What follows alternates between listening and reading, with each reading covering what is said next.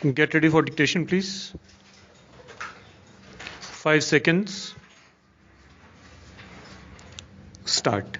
Sir, I would also like to draw the attention of the House towards the problems faced by the agriculturists and the farmers in the country. More than 60% of the agricultural production, particularly the fruits and vegetables, get wasted every year on account of absence of adequate storage facilities. In other countries, when the prices rise, the farmers benefit.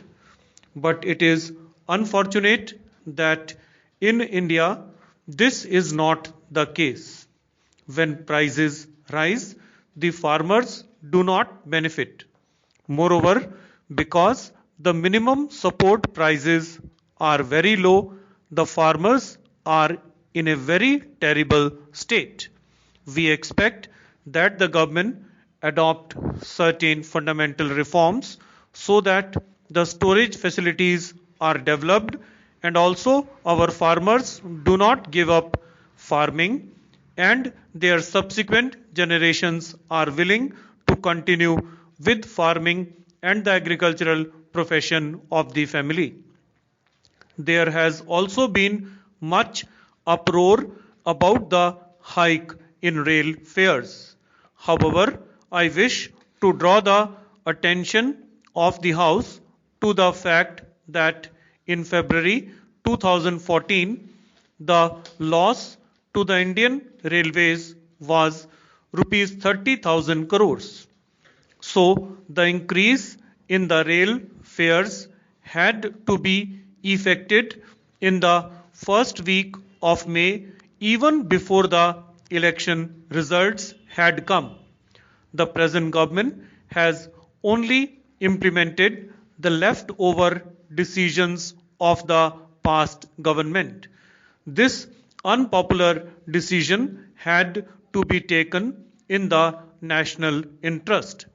I only wish the government communicates the rationale and reason for taking this unpopular decision to the common man of the nation and also specifies the time within which these hardships would end.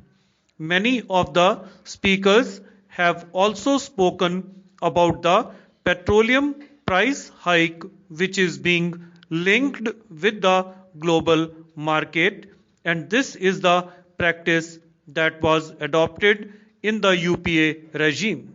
On account of the internal strife in Iraq, the crude oil prices have risen up to rupees 115. So the NDA government has been compelled to raise the petrol and diesel prices in the country, and it was a culmination of the UPA policy of increasing 50 paise per month on diesel. However, since it is a worst hit to the common man, I would urge the government to reconsider its decision of linking the price of the petroleum products with the global market and follow the advice of the Honorable Minister Shri Ram Vilas Paswan regarding encouraging the usage of ethanol. I would like to end by just suggesting to the government that it adopt all possible fundamental reforms to get the economy back in shape, as it has been voted to power with tremendous hopes, faith and aspirations of the general people of India.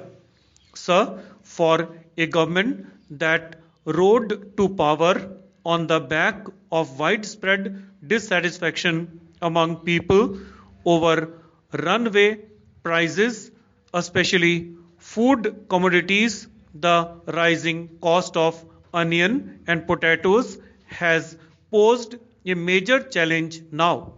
There is a need to work, develop a strategy to co-opt state governments in the fight against inflation. The union government needs to work in tandem with the state governments. Sir, we were told that the government is going to map out areas where shortages are chronic, mobilize unused storage facilities, and set up a price monitoring cell in every state to monitor retail and wholesale prices.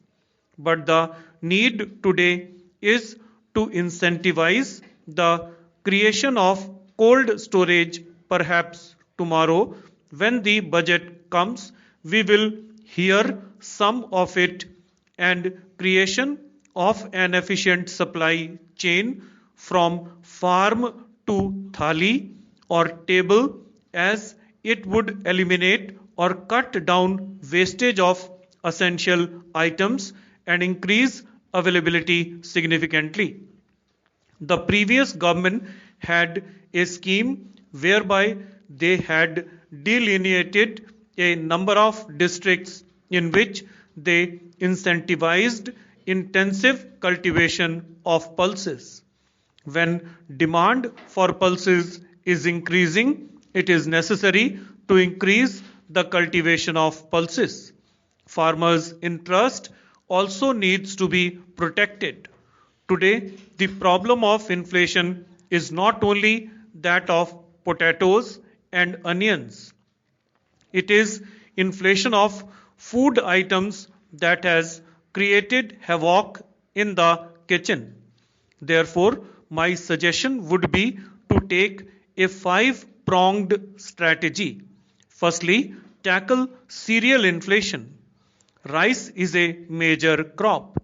In 2010, cereal inflation had peaked to over 16%, but this time the government can control a surge in cereal by offloading excess stock.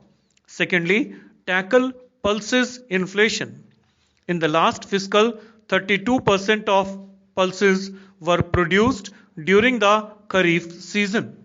This time, pulses inflation has been benign, averaging 4% in the last fiscal.